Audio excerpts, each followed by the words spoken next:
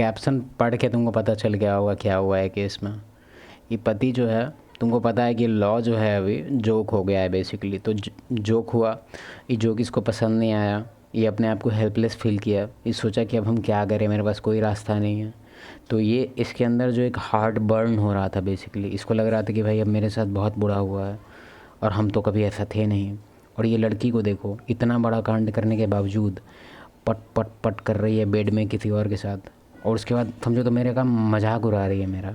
भाई नहीं होता है बर्दाश्त। हम इस चीज़ को प्रमोट नहीं कर रहे हैं ऑब्वियसली, लेकिन लॉ को थोड़ा सा सुधरना होगा, नहीं तो ये सब केस डेली बेसिस पे आएगा बहनचोद। मजाक नहीं कर रहे हैं। आप किसी को, एक तो पहले आप बॉक्सिंग कर रहे हैं एकदम, मतलब एक तरह से कानून के तहत ये सेक्शन वो सेक्शन वंचत गाना मार के रखा हुआ है, और उसके बाद ये मॉक भी करेगी, पैसा से ऐश भी करेगी, और उसके बाद मतलब हर जगह से गाने मारिएगा। तो भाई इसके अंदर भी आएगा, जब इसको पता चल ही जाएगा कि भाई लाइफ का कोई अब मीनिंग ही नहीं है। तल्ले इसमें एक कैच है, ज़्यादातर इस सब टाइप तुम केस देखेगा ना, हमको नहीं पता इस केस में और क्या क्या इन्वॉल्व होने वाला है, लेकिन अगर कोई बेबी इन्वॉल्व होता है ना, तो उस टाइम ये बंदा ये सब टाइप का एक्शन नहीं लेना चाहता है। ठीक है, हम ऐसा पैटर्न देखे हैं बेसिकली। इस केस में अभी क्या होगा हमको नहीं पता, लेकिन कानून को सीखना चाहिए। अगर इस चीज़ का अगर कोई भी जिम्मेदार पे आएगा ना कि कौन है जिम्मेदार, तो हम कहेंगे 80% कानून है, साला कोठा कोठ।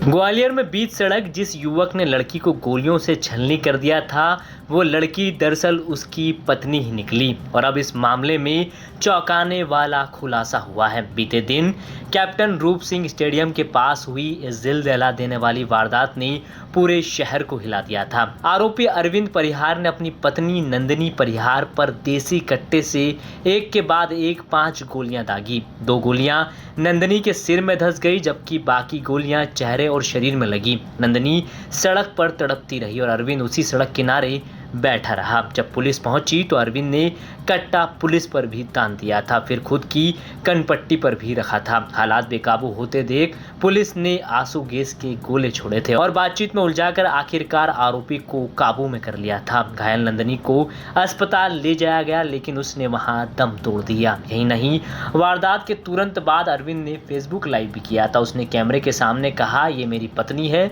इसके साथ बॉयफ्रेंड कल्लू और अंकुश पाठक थे जो मौके से भाग गए। 6 महीने पहले ये भाग गई थी। दोनों युवकों के साथ मिलकर मुझे ब्लैकमेल कर रही थी। मेरी 3 एम्बुलेंस अपने नाम करवा ली, अब मकान मांग रही है।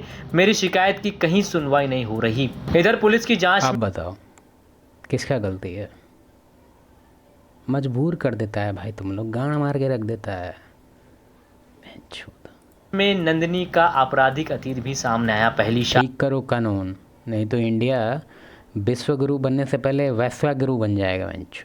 शादी गोटी राम केवट से हुई थी, फिर दतिया के ही निमलेश जैन के साथ रहने लगी। लेकिन 2017 में नंदिनी और उसके बॉयफ्रेंड पर निमलेश की हत्या का आरोप लगा और वह करीब 4.5 साल जेल में रही। जेल से बाहर आने के बाद वह अलग अलग युवकों छोटू और फिरोज खान के साथ लिव इन में रह रही थी, जिससे पति नाराज था और बीच सड़क नंदिनी को उसने गोली उनको समझ नहीं आया ये क्या है भाई, हम देखे नहीं हुई थी। फिर दतिया के ही निमलेश जैन के साथ रहने लगी। लेकिन 2017 में नंदिनी और उसके बॉयफ्रेंड पर निमलेश की हत्या का आरोप लगा। और बताइए, ये ऑलरेडी डैमेज्ड फीमेल है और इससे एसोसिएट वो खुद को कर रहा है और ये एक्सपेक्ट कर रहा है कि लॉयल हो। बाप रे बाप, छोड़ो बहन छोड़, ये सब केस हम काहे देखने बैठ जाते हैं।